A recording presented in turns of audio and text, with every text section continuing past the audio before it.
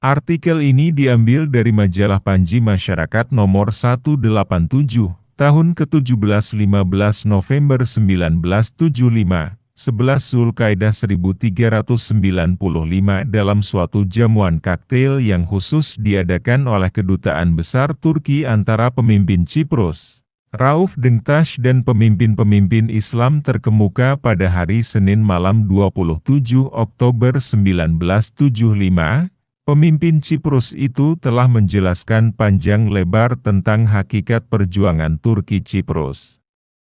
Di antara penjelasan-penjelasannya yang bersifat politik, telah disampaikannya pula kisah yang menakjubkan tentang pasukan Turki yang datang menyelamatkan penduduk Turki Ciprus dari pembunuhan dan teror EOK, Ethniki Organosis Kyprion Agoniston, Yunani itu.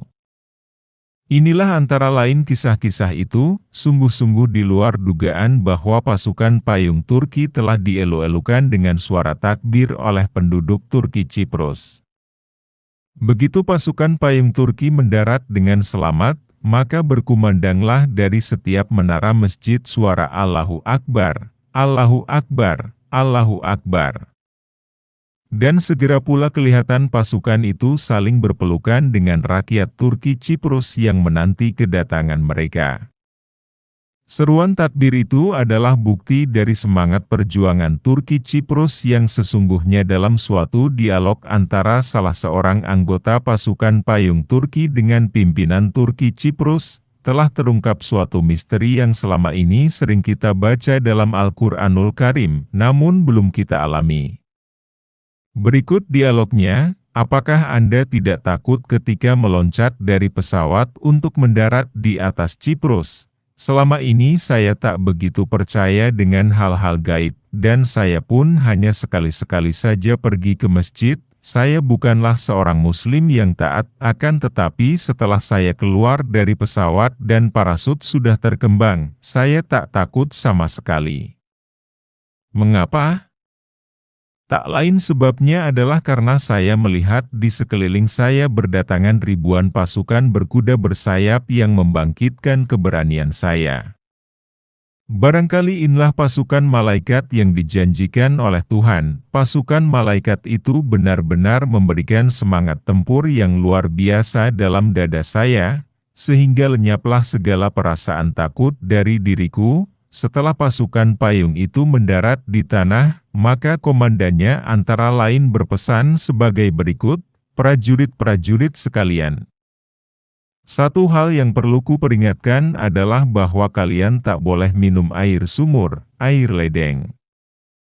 Kalian hanya boleh minum dari air yang ada pada kantong air masing-masing. Itu pun hanya boleh diminum sedikit-sedikit dan bila telah saya izinkan. Instruksi itu tentu saja dipatuhi oleh prajurit-prajurit itu. Akan tetapi mereka sangat haus. Kebetulan di situ banyak buah semangka. Karena dahaganya lalu buah semangka itu mereka potong-potong dan langsung memakannya. Tetapi tentang makan semangka bukanlah yang menjadi berita.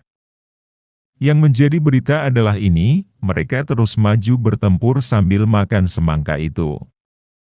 Pendek kata, makan sambil bertempur, atau bertempur sambil makan-makan, adanya pasukan yang bertempur sambil makan semangka itu bukan saja menggelikan, tetapi juga mengerikan. Hal ini terungkap ketika seorang komandan Yunani yang tertangkap diinterogasi.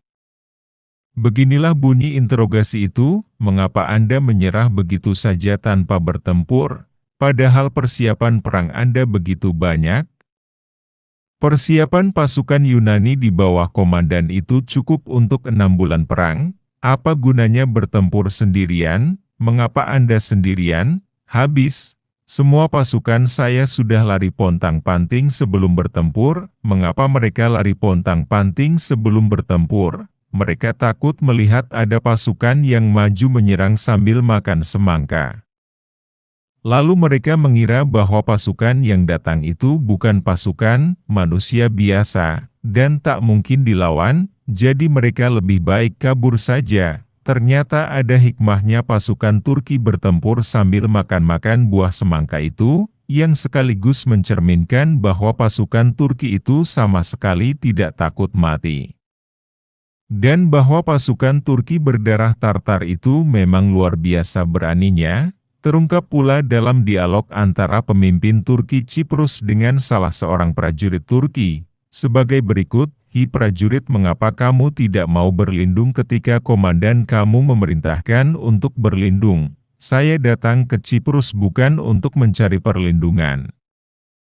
Saya mendarat di pulau ini untuk mati syahid demi mempertahankan bangsa saya. Sekali lagi, saya datang untuk mengejar syahid, bukan untuk berlindung." Sekian.